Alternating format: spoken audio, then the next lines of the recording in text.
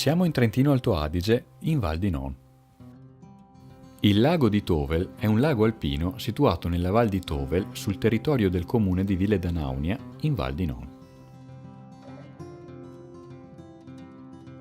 Per raggiungere il lago si arriva a Tuenno e si imbocca la provinciale 14 della Val di Tovel.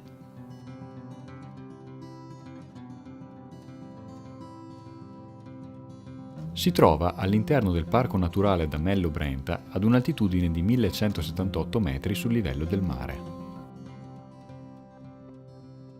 Il lago fa parte del bacino idrografico del fiume Noce. Le sue acque alimentano il torrente Tresenica, che dopo aver percorso tutta la valle di Tovel sfocia nel Noce.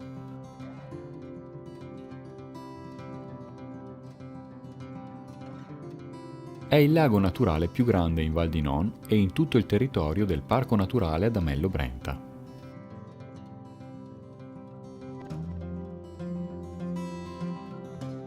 Fa da cornice al lago la parte più settentrionale delle Dolomiti del Brenta, dichiarate patrimonio UNESCO dal 2009.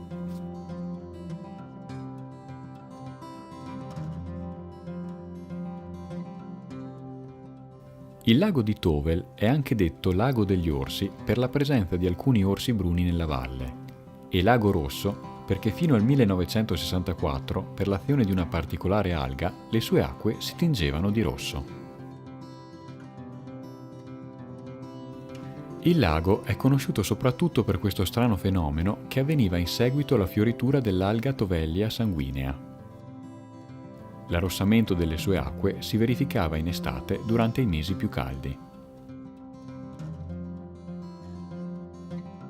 L'ultimo forte arrossamento fu nell'estate del 1964, ma qualche cenno del fenomeno si presentò anche in altri anni successivi.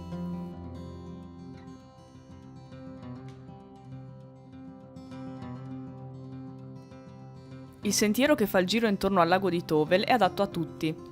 Il percorso dura circa un'ora e mezza ed il dislivello è minimo.